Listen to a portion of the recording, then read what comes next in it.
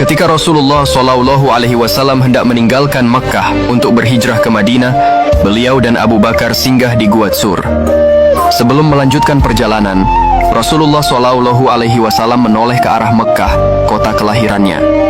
Beliau diliputi rasa haru karena di kota itu beliau lahir, dibesarkan, menerima wahyu pertama, dan tempat tinggal nenek moyangnya. Sambil menatap kota itu, beliau bersabda, "Wahai Mekkah, engkau adalah tempat yang paling kucintai di dunia. Namun, pendudukmu tidak memberiku kesempatan untuk tinggal di sini." Abu Bakar yang mendampingi beliau berkata, "Tempat ini telah mengusir nabinya, dan kini hanya kehancuran yang menunggunya." Sementara itu, kaum Quraisy yang gagal menangkap Rasulullah SAW menawarkan hadiah 100 unta bagi siapa saja yang dapat menangkap beliau atau Abu Bakar, hidup atau mati. Pengumuman ini tersebar luas di kabilah-kabilah sekitar Mekkah. Suraqah bin Malik, seorang kepala kabilah yang tergiur oleh hadiah besar itu, memutuskan mengejar Rasulullah SAW. Ia melihat 2 unta di kejauhan dan yakin itu adalah Rasulullah SAW dan Abu Bakar.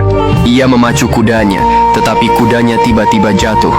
Suraqah bangkit dan memeriksa nasibnya melalui panah undian, tradisi Arab saat itu, dan hasilnya menunjukkan kemalangan.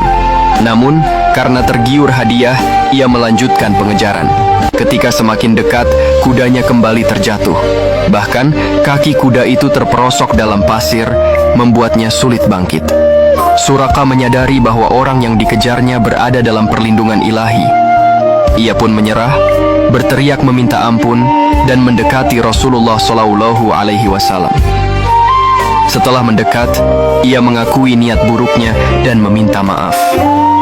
Rasulullah SAW memaafkannya dengan syarat ia tidak memberitahukan keberadaan mereka kepada siapapun. Suraqah pun meminta jaminan keamanan sebagai bukti perlindungan di masa depan. Rasulullah SAW menyuruh Amir bin Fuhairah menuliskan jaminan tersebut. Sebelum Suraqah pergi, Rasulullah SAW bersabda, "Suraqah, bagaimana perasaanmu jika suatu hari engkau memakai gelang-gelang emas Kisra di pergelanganmu?" Terkejut, Suraqah bertanya, "Kisra yang mana? Kisra bin Hormizd, Maharaja Persia?" Rasulullah SAW menjawab, "Betul." Bertahun-tahun kemudian, janji Rasulullah SAW menjadi kenyataan. Setelah masuk Islam, Suraqah menyaksikan kejayaan Islam di bawah Khalifah Umar. Persia ditaklukkan dan rampasan perang termasuk gelang-gelang emas Kisra dibawa ke Madinah. Umar teringat sabda Rasulullah SAW memanggil Suraqah dan memintanya mengenakan gelang-gelang tersebut. Suraqah awalnya keberatan karena emas dilarang bagi pria dalam Islam. Namun Umar menjelaskan bahwa ini adalah pengecualian untuk menegaskan kebenaran sabda Rasulullah SAW.